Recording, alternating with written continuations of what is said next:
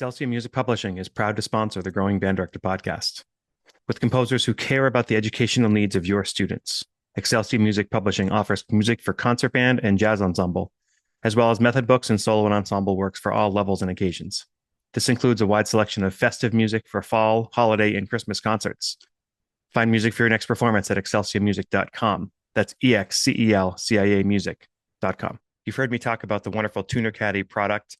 Now introducing the Tuner Caddy Tuner TCT60M. Is a chromatic tuner that transposes for instruments in F, C, B flat, and E flat. Has a 6-foot clip-on microphone so they can tune from their seat, a built-in metronome to keep your tempos honest, and a bright, easy-to-read display so even the trumpet section can't miss it. Pair it with the Tuner Caddy and you have the Tuner Caddy system, a place for everything and everything in its place. Teachers, do you spend valuable time all year correcting your students' hand position instead of focusing on the music? Thumb Gummy solves that. These simple, cost-effective teaching aids fit on trumpets and trombones to guide the right hand into proper playing position, reducing tension, improving form, and giving tactile feedback so students can focus on playing, not adjusting. It's easy to use, comfortable, and designed by teachers and players for beginners as well as older students. Join thousands already seeing the difference, and keep an eye out for our new clarinet thumb rest coming soon. Visit thumbgummy.com to learn more. That's thumbgummy.com. Austin Custom Brass is a proud sponsor of today's podcast. They can be found online at austincustombrass.biz. The Austin Custom Brass shop is located in Kansas City, Missouri. They're frequent attendees at MEAs around the country, including a TMEA in Texas and Kansas and Missouri. They go to Midwest and Chicago and International Trumpet Guild. And give them a call today at 816-410-0826. If it's anything brass, they have it. Beginner to professional. This is a startup company from many years ago that's grown and grown and grown. Trent Austin has done a fantastic job with this. They're great people. They have many types of instruments from Adams to Rath trombones and Shires and Getzen and Edwards and Schilke and Lotus and Courtois and many, many more. They have many new and pre-owned instruments. You can check them out online again at austincustombrass.biz. Hello. Welcome to another episode of the Growing Band Director podcast. My name is Christian Garnes. I'm a music education student at Ohio University, and I'm joined today by one of my esteemed mentors, Mr. Dave Phillips, who is a retired band director from Southeast Ohio. And we're going to have a conversation today about his career, and he's going to share some tidbits about how to make your band sound amazing. How are you doing today? I'm great. How about you?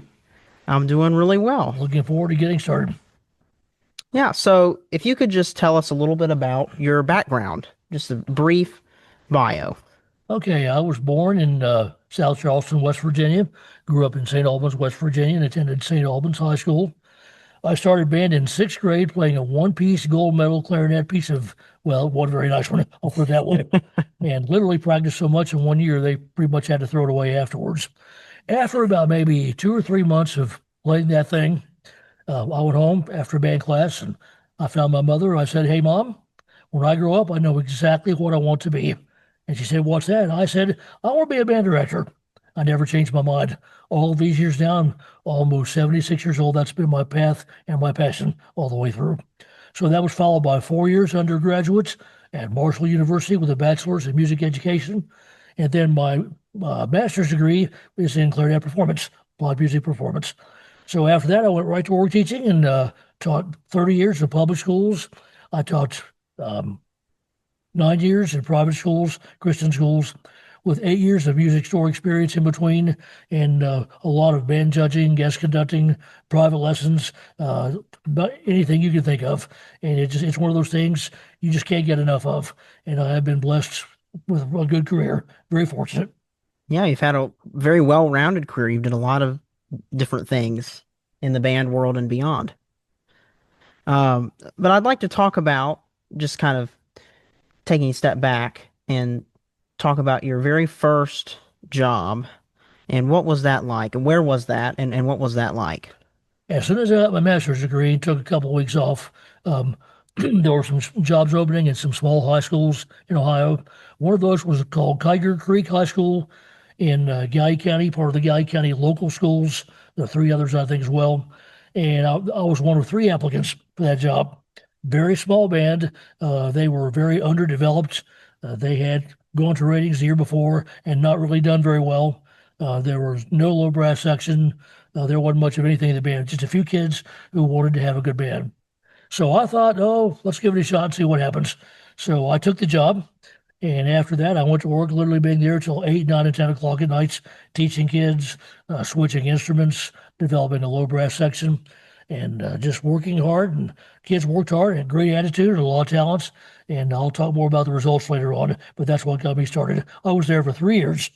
And then after 3 years, I went to Oak Hill Union Local Schools, Jackson County, Ohio. And after that, I went to the Gallipolis City Schools, Galley Academy, junior and senior high school, and taught there for 18 years. Yeah. So circling back to that first job at Kiger Creek, that was a pretty rural school, right? Yes, it was. In fact, there was a school building, a field, and that was just about it. So what were some of the challenges with being in a rural school, and how did you deal with them? The culture was very agricultural. Farm people and just were great at what they did, loved what they did, were very successful. But band was about the farthest thing from their minds. So the kids and parents really had no idea what a good band sounded like. And I was the lucky one chosen to show them. So what we had wasn't going to work, obviously. So getting more students, getting the right instruments in there, it's just a matter of doing all of those things. Getting a decent marching band together, putting on some nice, simple shows, educating your parents and your Board of Education administration as well. That was the best way to start it out. So we make a long story short, we went to our district ratings that year in March after I've had about maybe 7, 8 months, a little more with them than that. They had gotten a rating of 4 the year before. They did their best, no criticism there. But we worked hard on some music that was suitable for them. And lo and behold, the first year they pulled a 1 rating. So they were thrilled to death. Now they had some idea what a band was all about. The only injury I suffered was they picked me up and carried me down the hallway after they saw the rating, and they dropped me on my head. I'm not sure if that was a good thing or a bad thing, but it happened. And from there on, for 3 years, we had things going pretty well. Yeah, so you really made a difference in the community by educating them about what a good band should be and how to achieve that, and it seemed like they bought into it pretty well. They did. Fundamentals, fundamentals, fundamentals. Long tones rather, lots of scales, things like that. Doing a lot of tuning and matching pitches, encouraging sectionals, private lessons, all those things. The kids didn't buy it for a while because they thought I was basically a slave driver, guilty as charged, by the way. But when they begin to improve and hear the difference, then they could see it was all very much worthwhile. So it took a while, but the first year was really only a building block to the second and third years. And I want to tell you about the other 2 years. Yes. Okay. Second year, we also went to our district ratings and got a 1 rating there, playing much better, playing more difficult literature. And then the third year I was there, we went to district and got straight 1s, went to state contests, we got straight 1s there also. So that was the year that the band program peaked. So much to my dismay, after I checked the next year's enrollment and the schedules, I found out that literally 60% of the band was dropping out. So I guess they'd had enough, and that's when I started approaching other venues. Wow. So how quickly did you find that out? Like, how did you find out that all those students were quitting? The guidance office. You go to the guidance office and check. They also informed me that they had chosen other classes, and Yeah. I think they found out I think they wanted to put their efforts into some other things. And again, I can't fault them for that. We had 3 great years together, wonderful students, but it was time, I think, for all of us to turn the page and then move on. So I got off to a great start. The band got off to a great start, and no regrets at all. Okay. So where was your next position after that? Okay, my next job was in the Oak Hill Union Local Schools. Excuse me, Jackson County, Ohio. I was there for 9 years. When I went in that band program, there was one thing that was even worse than what I started with before, and that was they were mediocre. They thought they were great and they were mediocre. And that's much worse than thinking they're bad and knowing they're bad. If they think they're good and they're not good, you've got your hands full. So then you've got a complete reset of mind, ear, community attitude, comments. I found that one of the most challenging things in my career. And it took me no less than 3 years to turn it around. So after 3 years, we went through our hardships. And then after that, we built a really fun program. Again, fundamentals, educating your community, solo and ensemble, clarinet choir, brass choir, woodwind choir, percussion ensemble, all of those things, district and state events, playing concerts in the elementary schools to recruit, and playing some good music. And after that, we had 6 more good years and ended up with what I think was one of the best C2 bands then. We were C2, one of the best C2 bands in Ohio after a while. And the kids bought into that one big time. They loved it and they worked hard. Yeah. What were some of those challenges in those first few years? You said it was they had a certain mindset of how their band was, but you were trying to change that. Good How did you do example. that? Okay, good example of that would be after the second or third week I was having a night marching band practice. And the first air flute player and her dad came in. He was carrying her band uniform on a hanger. So they came up to me, and the dad says, "I'm not putting through my daughter through this." He said, "You're killing her, basically." So maybe I was, I don't know. But anyway, I said, "Sir," I said, "I don't ask any more of these kids than I ask of myself, because for the hours that they're here, you can make it times two for me. We know what we want to do, we want to build a good program, and this is what it takes." They were not exactly inclined to agree, so they went ahead and dropped out. And it kind of had a positive effect because the other kids thought, well, maybe we do really want to put the time and effort into it. And that was just one of the many stepping stones that we had to cross. It was a struggle every year to keep them in, but from year 4 on, there were maybe a few people dropped out, but the kids really bought on big time, and the results spoke for themselves. There were other things too. The parents gripe because we went to state contest one morning at 4 o'clock, which is pretty early, but it was in Columbus, and it was a scheduling issue, uh, uniform issues. But all in all, we all learned. The parents learned, the kids learned, I learned, and it just was, again, a great experience. There were some nights I went home and I thought, why did I pick this career? Why did I choose this occupation? But the other ones were far more numerous than those. So I'm thankful for all those years, but in both of those schools. Yeah, that's great. So talk about some of those successes you had at Oak Hill. The first thing was getting the pop machines turned off during the concerts. The first concert we had was the Christmas concerts. I didn't know about them. So we're playing on the stage. I hear ding, dong, about 80 times during the program. People were getting up during the numbers, going back and having themselves a good old Pepsi or Coke. That didn't go too well. So the pop machines were unplugged and almost thrown out the door last time. That was the first thing. Um, I will not hesitate to tell you this. I told you the band thought they were really good, and they really weren't very good. They found out that I was right about that. The first day I talked with them after that Christmas concert, that really was maybe thinking I was Ebenezer Scrooge. I walked in, I said, "This is the worst concert I've ever conducted." The reaction I got, laughter and applause. Hmm. So I sat down and I said, "Okay, this mindset's got to change right now." So I see that as the turning point of that band program. I told them, I said, "You're on the wrong track. You've got the wrong concepts. You expect the wrong things. If you want to be entertained, go watch something funny on TV." I said, "But we're going to turn this band around." And there were a lot of kids that jumped in and the plan. A lot of our seniors moved on, and we got some real leadership. I had some people come in to help me work them a little bit. A lot of section work, again, fundamentals, and we did really well after that. 4 through 9 were some of the best teaching years I ever had. So all it took was just that mindset, that That lit, mindset now change. that lit the fuse. You got to light the fuse first. Sometimes it just burns out, but sometimes you light the fuse and it burns out. You fall out about seemingly 3,000 times, but if that for some reason that lit the fuse because they found out I wasn't a bit amused by what happened, and it was a slow process. But by year 4, year 5, the band was cooking and playing good literature for that class and playing it very well. So you were there. How many years were you Not there? 9, 9 years. So what caused you to leave to your next school? we had pretty well, I think, peaked out at Oak Hill with a couple more good years to go.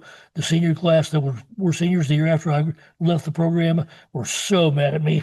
I apologized to them so many times, but I said the opportunity I've been given is a once in a lifetime opportunity, and that was to go to Galley Academy. Galley Academy was a successful band program that had even more potential. I joined with a very dear friend named Rod Tolliver. He did the high school bands. I did the elementary and junior high bands for 12 years, took the high school band for 6 years, while Rod went to the guidance office and approached some other things. We had 12 years of literal team teaching. The kids were already well on board. The junior high band that I had became a junior high symphonic band of 90 players that went to contest after our 5th year in Class A, which was the highest classification, and followed through with every year except the last year. We kind of slipped a little bit the last year and got a 2A. But we were also invited to play at the OMEA Professional Conference in 1989, 1982. The junior high symphonic band played at both of those.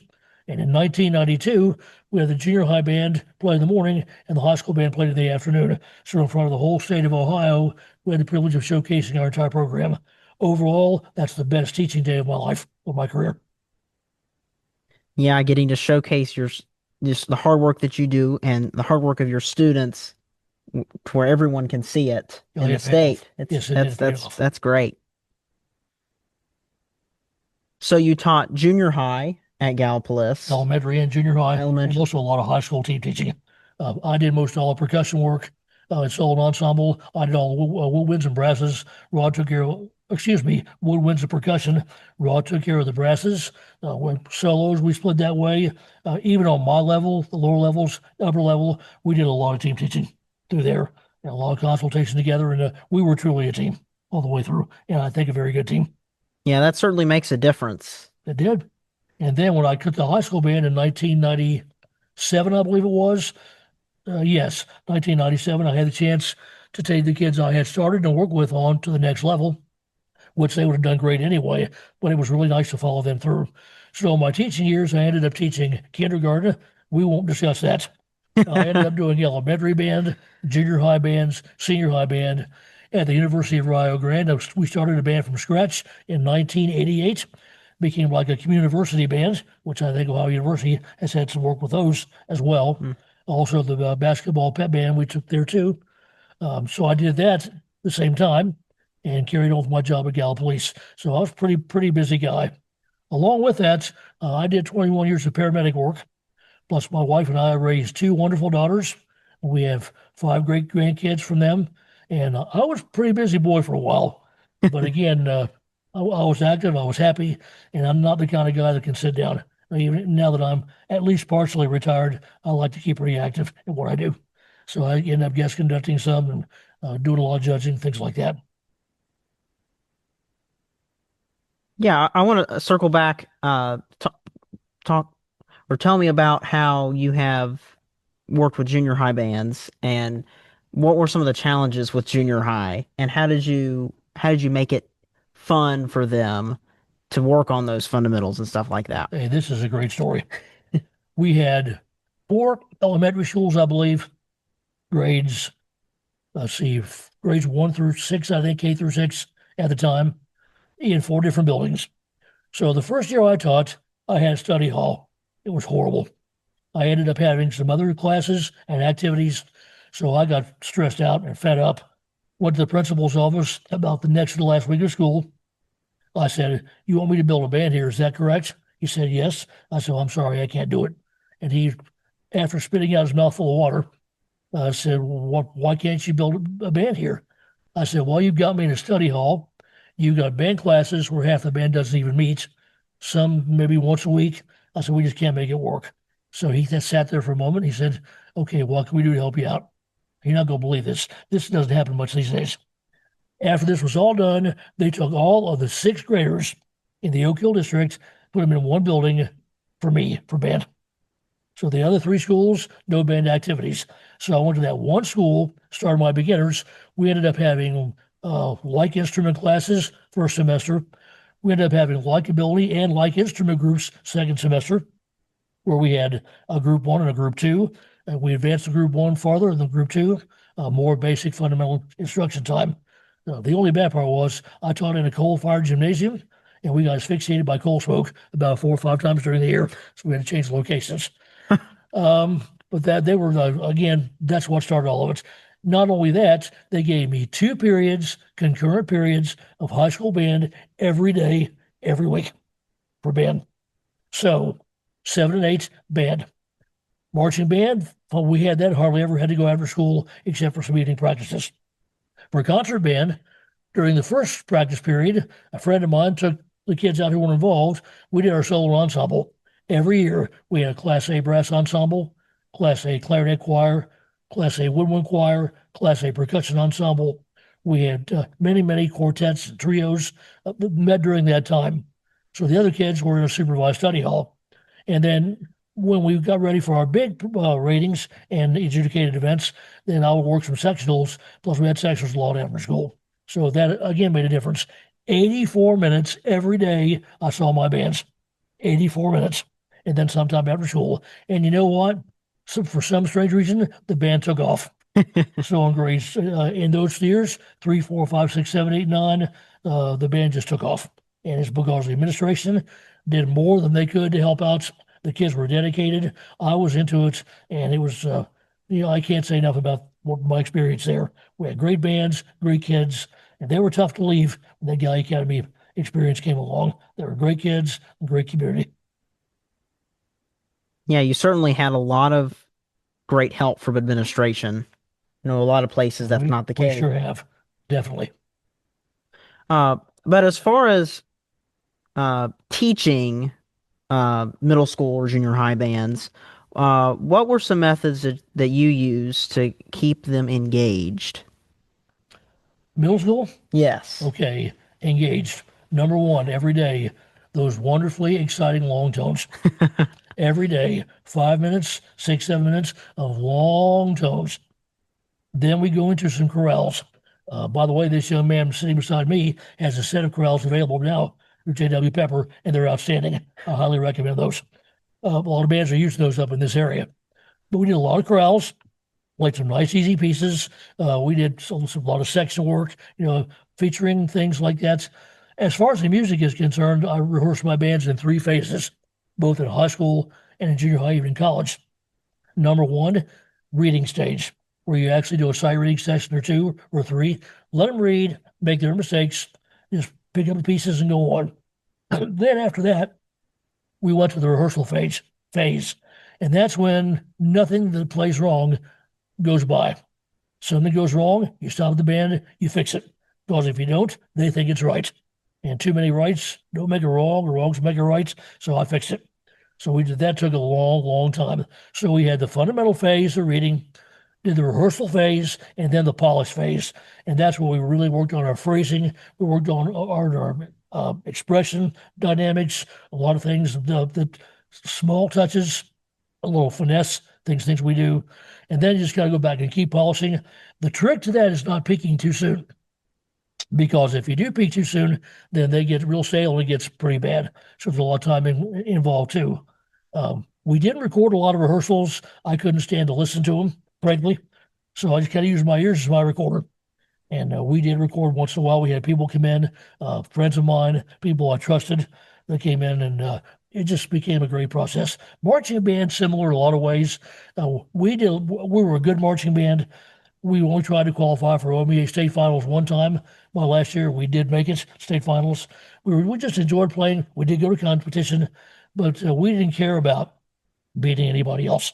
If we did, that's fine, well and good. But we were more concerned about being the best music band there, the best playing band.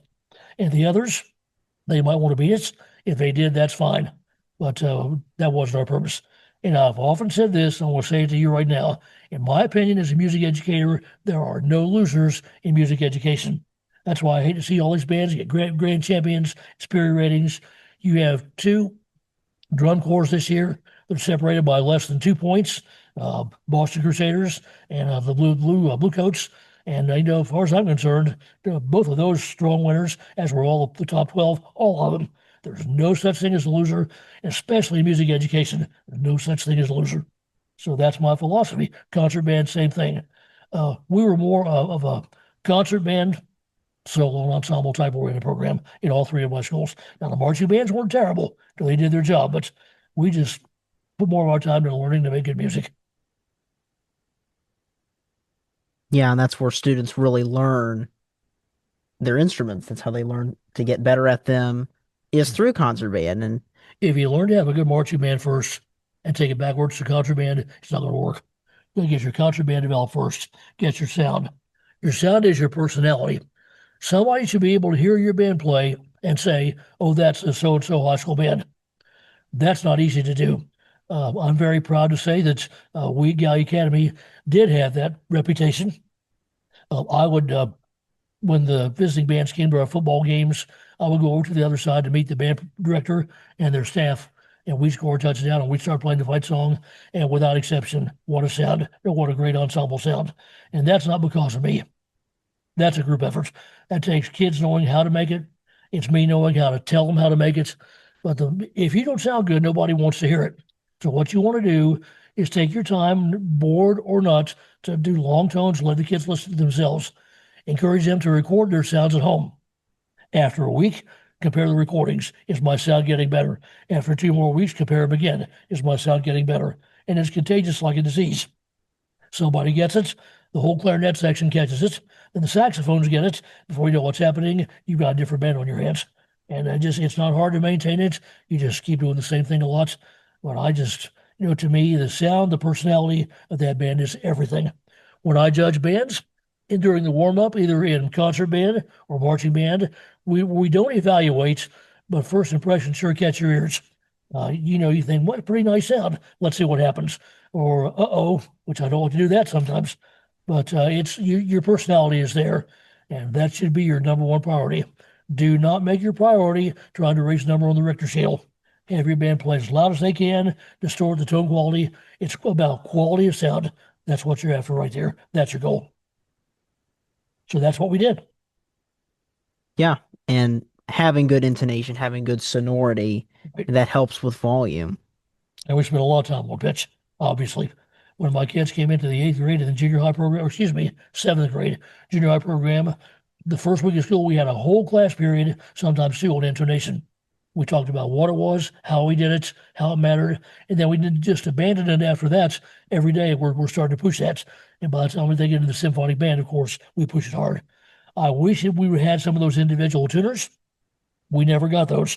They just came out back then. I think they're great things as well. But don't let your kids depend on anything mechanical. Teach them how to use their ears. Draw the machines, put them away for a while, and then let them have at it for a while. See if they can play in tune or not. If you lose any one of your fundamentals, tone quality, intonation, blend and balance, then the expression is meaningless, it's worthless, and you're in trouble. So fun with fundamentals. You can make it as fun as you want to.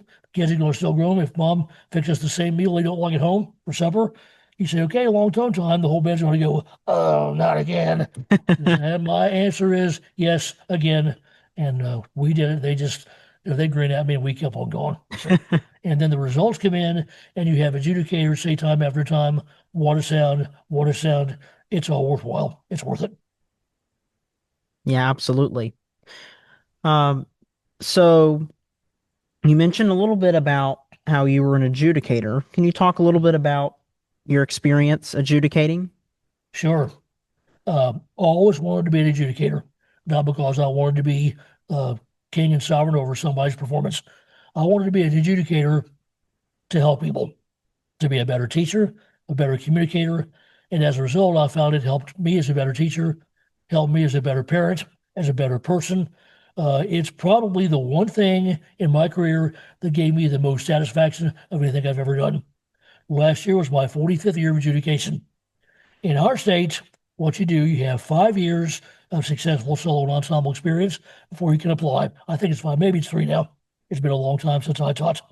Once you're approved by the adjudications committee, there is an observation period. Once you're approved for that, then you judge solo ensemble for a period of, I think it's either 2 or 3 years. If you want to go on to being a large group adjudicator, you apply once again to the adjudications committee. They listen to your recordings. You submit a summary of your ratings, and then you another observation after that, and then you start with large group after that, moving from solo and ensemble to district band to state band to site rating. And I'm very proud to say I've been involved in all of those. The only downside of being an adjudicator sometimes is that you hear things that are so good that you know your band will never achieve that level, but you just got to make your goal anyway and set it. Some of the bands have the advantage of having 10 people on their staff and, here I am down in Southeast Ohio with one person on my staff, and I respect those people a lot. I do the others too. But adjudication is a great experience for all. I guest conducted an honor band last spring in West Virginia. And during the honor band, when the kids' lips are getting shot, I give them about 15 minutes or so to ask me some questions. They can ask me anything they want to, except my age, and I tell them all again. So this threw me for a loop. We'd already judged 2 days of contrabands. So one young lady in the second clarinet section raised her hand. She said, "Why did you give us a B?" The whole band went. And I just kind of thought for a minute. I said, "I'm so glad you asked that question." And I proceeded, first of all, to lower my blood pressure. This didn't take long. And then I said, not everyone is qualified to get the best rating because they don't play the best. I said, if you don't get the best rating, you have two alternatives.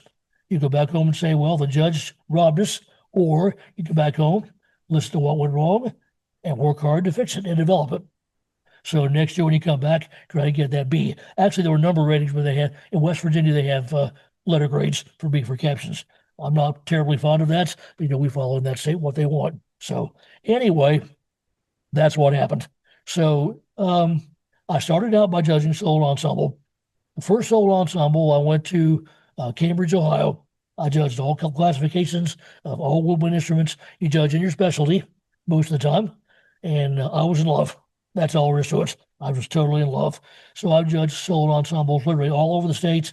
I've judged some in West Virginia. Concert band, I graduated to that afterwards. I've done a large group for years. I've done state contests now for many years.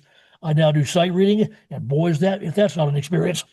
And that'll make you a better band director in a hurry. You see some things you'd never dream about in sight reading. But I love doing that. So I love every element of it, a lot of variety. So I will do that probably several more years. Unfortunately, my health is not as good as it has been, so I had to get out of the marching band business this year.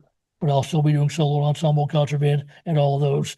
But everybody benefits from that. And here again, I won, you lost.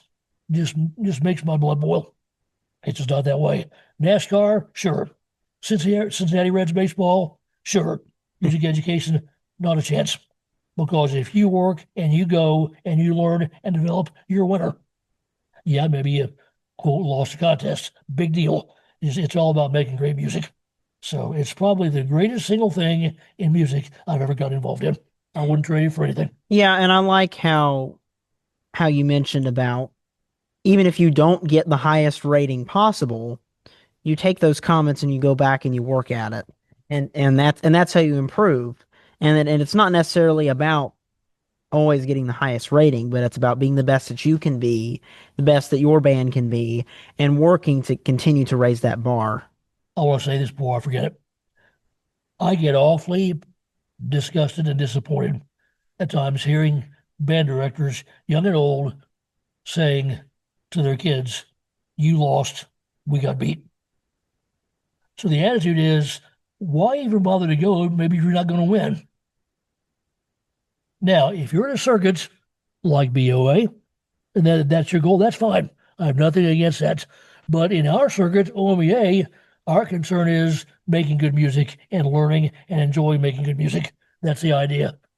Some fun competition, yeah, but it's just not about the idea of saying, I just beat my best friend. I had an identical twin brother, passed away 3 years ago. He was also a band director. We competed against each other too. I won't tell you who won or lost. That's a private family matter. But, it was the kids benefited, nobody else. I didn't care who my bands beat. We didn't care. We wanted the best music award. We wanted best music in class. We would love to have had best music overall, which we did achieve sometimes. And to us, that was our grand championship. Our bands, we never won a grand championship. Not one time. We came close, fine. Close, we didn't do it. But the music awards came and went, and we were very happy with that. Congratulations to the bands that won. Move on and try again next week. But we did make state finals marching band, concert band 30 years in a row. We made state finals marching band since year one. So, we wanted to qualify for states. And if you get a superior rating, not a 8 out of 10 or 9 out of 10. You get a superior rating overall at a local event, then you're qualified to go to the state events. And that's the reward, not going and getting that state superior. If you do, that's wonderful, but the reward is even qualifying to go. So that was our superior rating, what it meant. So it's all about the concept. If you're going to be the kid's best educator, then you got to remember they're number one. They're number one. You work your tail off day and night till your bones literally ache, which I've done many times. And then you watch how your kids improve, how they develop, and you just listen, and the gratification is unbelievable. They buy in, and then you realize this is not about me at all. This is about my kids. And so many band directors need to learn that lesson, especially the young ones. When you go in, just think, those kids are your responsibility. You want to make them the best players that you can. You want to make them enjoy your craft as much as they can, become better people because of it, and set high standards the right way and do it the right way so they can enjoy the experience overall. And I wish all of you the best success in the world. I wouldn't change anything for the world, all the work I've done, and I wish you well. It's not a job. It's a way of life. It's a lifestyle. So if you think you're going to go in and enjoy a weekend off every weekend, forget it. It's not going to happen. You're thinking about band every time. Even when you're at the beach, you can go ball and say, "Well, that breast support was sure doing." That's the way it is. It's a lifestyle. I've got the disease. I'll admit it, but I wouldn't trade it for the world. So, in your adjudication career, what were some common issues that you heard among bands, and what would you say to them? Number one, balance. I'll tell you, I'll make that number two. How many times do I hear a band with trumpet, bari sax, trombone out there becoming a tornado siren? Which is not sarcastic when I say that. Drum sections, they'll get in there and I think they just tried maybe to rearrange the concrete, And what I'm hearing is the music adjudicator in the press box. It has to be balanced and blended. Now, the way you work on that is this: you record your rehearsals, indoors, outdoors. You have to adjust to your acoustics. Every stadium, like every auditorium, has its own acoustics to get used to. That's the main thing. But the number one thing I covered a while ago is that personality, is that sound. Now, we don't judge warm-ups, but if I hear a band across the field playing a chorale for a warm-up, you're not going to think I'm thinking, where's that sandwich I just had?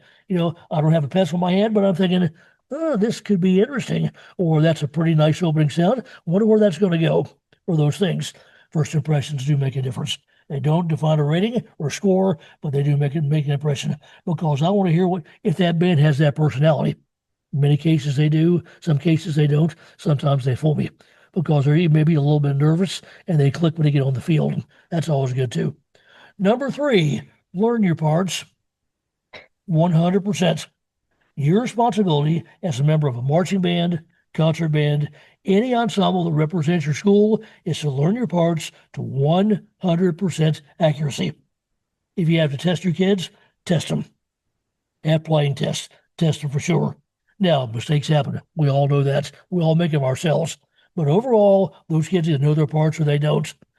If they don't know them, you cannot achieve your maximum best potential. So they have to know their parts. If they don't learn them, stay on until they do.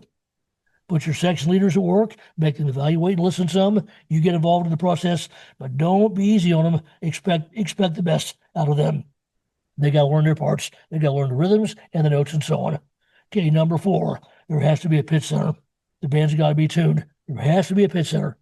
One thing that thrills me, although it's not supposed to happen, don't tell me why I told you this, is when you see a trumpet section playing, or maybe a sax section, and all of a sudden where you're supposed to be just real tight, you see a kid reach up and fix that mouthpiece, go back playing again. Or you see a trumpet player grab that tuning slide, move it back in again. Flute players, you see this. Hope they don't do that. But if they do this to roll that pitch in and out, they're adjusting on the field, you betcha. They can, and they do. They know when it's out of tune. Give them plenty of examples. Take a band practice one day, take your best section, let them all move their tuning slides anywhere they want to, but make sure they mark where they were first. Just have them pull them out and just let them play for everybody. In that little intonation class I told you about earlier, I do that. I said, kids, these people are all playing the same sound. Even though the horns are pitched in different keys, they're all playing the same sound. So it's like, dang, you know what it sounds like. They get the idea. They have to know what bad is and what good is. Some people don't know the difference. Some people are out of tune and they think, oh, we sound great. Or they're not in tune or out of tune. They just can't tell. They don't know. Now, here's the saddest thing that happens.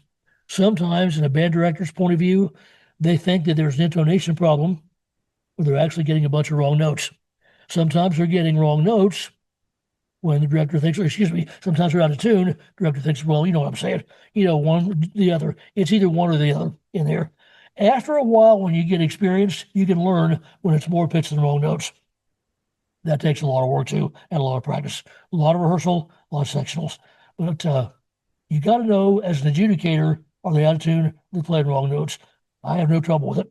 Maybe at first I did, but there's just this grating, awful, awful sound when they play wrong notes. And then being out of tune is like putting your hand on a hot stove and just leaving it there, which that doesn't work either.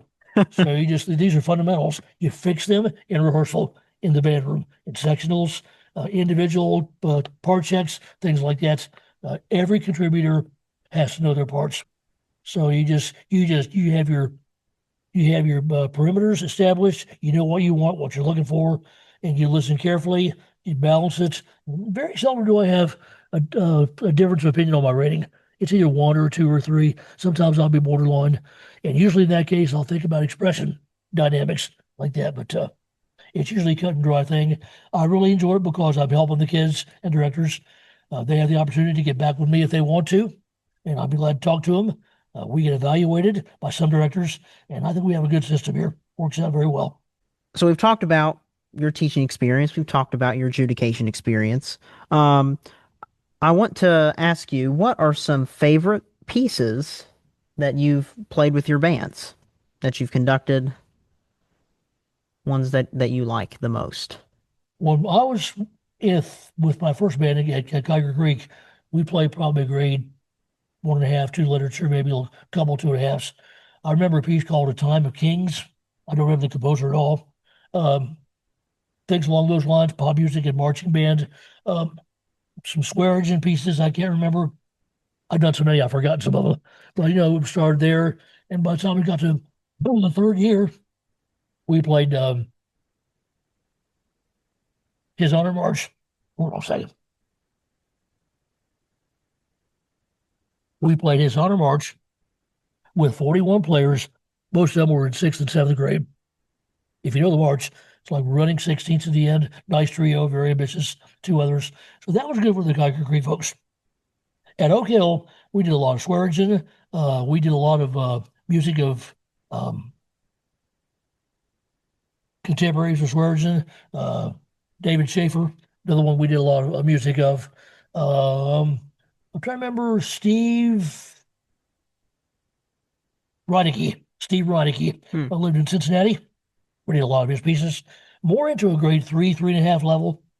But in high school, with the Guy Academy Symphonic Band in Class B, the 2 favorite pieces that we ever did for me were The Light Eternal by Tim Swearingen, Siren and All, and then the best one was Claude T. Smith's Concert Variations.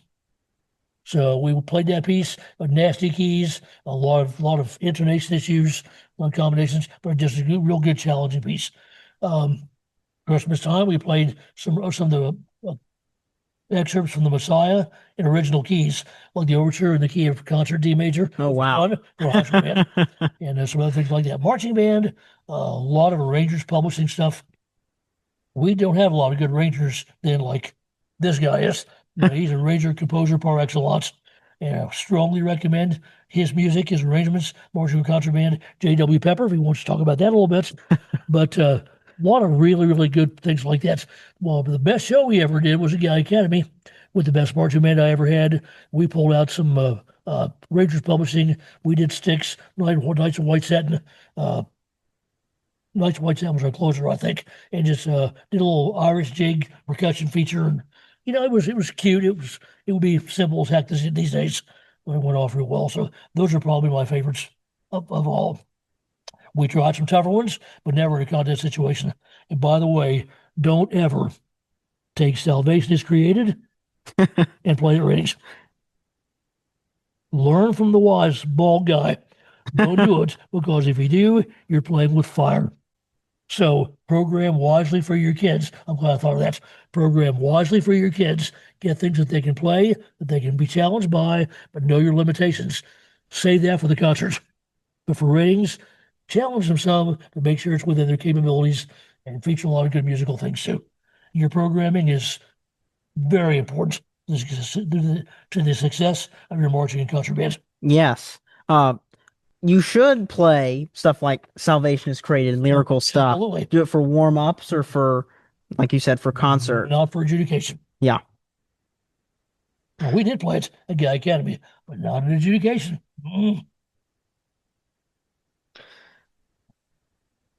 So those are some pretty good recommendations for pieces.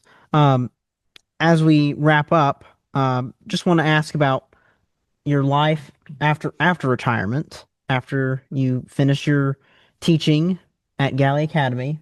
What have you been up to? First of all, what is retirement? I don't know yet. uh, I spent 8 years working in music stores. First thing, I learned something different. I learned two things. Number one, I was not cut out for it. Number two, I was a horrible salesman. What I did get to do was work with some bands on a consultation basis, which was an enjoyable thing to do. After that, I went to work for two Christian schools, one of them being Cross Lanes Christian School, Cross Lanes, West Virginia, and Ohio Valley Christian School, Gallipolis, Ohio. I spent 10 years off in one school or the other, sometimes both. The quality of music was important, but the ministry was far more important with those kids. It was a combination of both. That was very enjoyable as well. Now I'm doing a courier job with a pharmacy here in the area, delivering prescription drugs and also delivering some other things that pharmacies need, kind of a little thing to keep me busy. I also do a lot of judging. I did marching band till now, but I always do a lot of solo ensemble, concert band. Last year I had the privilege of guest conducting two bands. The podium is my happy place. I still love it. I'm a clarinet player, but something terrible happened to my clarinet. The holes have all moved. So when I try to put my fingers down, they don't work anymore. And let me tell you the truth, I have arthritis. So I put my fingers down, they go this way, you don't want to hear it. So that's kind of been shelved for a while. But I still love doing all those things. My family is important to me. I have 5 grandkids, different ages. My faith and my church are faith in Jesus Christ, paramount importance there, most important thing in my life. Making friends and just trying to be a help to others. That's the main thing for me. I love baseball. And in my esteemed office in my house, I have a bookcase, all my educational things with my computer. On the other side, I have a big screen TV, a PlayStation 5, and a sound system. And when my twin brother was here, we played a lot of video games. I'll play maybe 2 or 3 times a week, but kind of gives me a little something is fun that I like to do. And church choir, Lewis Memorial Baptist Church. Shout out to them. They're fantastic. I work with Nathan McClain in that ministry and have been blessed abundantly for that. So that's what I do. Yeah, a wide variety of different things. Sure. So with all these things that you've been doing, have you found similarities between like band directing and also doing your paramedic work and all that? Both of them are life-changing, life-saving skills, different ways. When you're on an ambulance and you have somebody who's in cardiac arrest, you don't think about the trombone player that missed that D flat in rehearsal. On the other hand, when you're in the band room, you don't think about what's happening with the ambulance. So they're that different. You're solely encompassing activities. But I will say this: of those 2 activities, there's nothing like saving a human life. That's paramount. There's nothing like delivering a newborn baby. I was on 4 deliveries, newborns. And then you get into your band room and you think, okay, this is not life and death, but musically it could be in some ways. It's going to enhance or improve your life. Just make it the best you can. Responsibility, concentration, extreme dedication, focus, experience, not being afraid to lean on somebody else for help. If something happens, it puts you down the dumps, and those things did happen to me. You get some counseling and do some praying, and what could you have done better? After your band goes and plays a concert that's less than desirable, where did I fail my kids? yeah, I took it kind of personally. I guess a lot of those things. Glad I did both. But there were two great careers. I can't do either. I can work the band still. I'm too older. I ride an ambulance. I did that for 21 years. But I love both. I feel like I was well used in both avenues. But it was refreshing because I wasn't encompassed with either one 24/7, 365. So, you did what you were called to do. And once in a while, I had fun with my kids and my wife and enjoyed good living time together. Yeah, I like what you mentioned about, with the music, you said, it's not necessarily life or death, but for a lot of the students in schools, that's the reason why they go to school is to be in band. No, that's a great point. I had them too. There were kids who literally told me, and they still tell me, if they wanted for band, they'd have dropped out of high school. No doubt about it. And some of them would have not ended up well. I know that for a fact. There were students that were involved in some things they shouldn't have been that I counseled with. Unfortunately, one of those did not end well. And somebody was actually taken out of school by law enforcement. So, you do what you can. I did my kids, they could talk to me about anything they wanted to. That's more responsibility on you. But when you take on this job, that's what you're doing. It's a complete lifestyle. You'll find out when you get started. It's a job sometimes, it's a lifestyle all the time. And it's all about the kids, like you mentioned earlier. All about the kids. 150%. It's all about the kids. So, right before we wrap up, I just want to ask, what is one piece of advice that you could give to young music educators? That's another good question. Never pretend or act like that you know it all. Same thing applies in the classroom to a lesser degree. If something happens in a rehearsal situation, you don't know it, just look it up. Just tell them, I'll check that fingering, I'll check that fill fingering, or whatever. But the biggest thing I think I've already covered, maybe even more than that, is that this whole thing that you're doing is about your kids. That's the thing right there. Don't blame yourself for everything that goes wrong, and don't take the glory and credit for all that goes right. It's a community activity. You have chosen one of the greatest careers I think that God ever created. What you make of that career and how you handle it is going to make a big difference in those kids' lives. Now, you don't want to stress yourselves out till you end up losing your mind over it. It's hard sometimes. But and also don't doubt yourself. If something doesn't go well that first couple of years, just talk to somebody, get a mentor. Talk to somebody, spill your guts to them, tell them what's going on, and let them be your first aid person to go to. Don't lose confidence in yourself. Don't say, well, I should pick the wrong career. I thought that a few times, but something always happened where I said, maybe I didn't after all. But you can do it. We're here to help you out any way we can. And I just wish you all the very best in your careers. You're there because you were called to be there. You should know you're called to be there. And just stand back and enjoy the ride and let it enrich your lives. You'll love it. We sincerely appreciate you taking your valuable time and listening to the Growing Band Director podcast. Your students are very lucky to have a band director like you. If you have any suggestions for episode topics or think you have an area of expertise to share on a show with us, please reach out. If you enjoyed this episode, don't forget to subscribe. And if you want to help spread the word, please give us a 5-star review and tell your band director friends to subscribe as well. We're available on Apple Podcasts, Spotify, our YouTube channel, and wherever you listen to podcasts. Thanks for listening to The Growing Band Director. See you next week.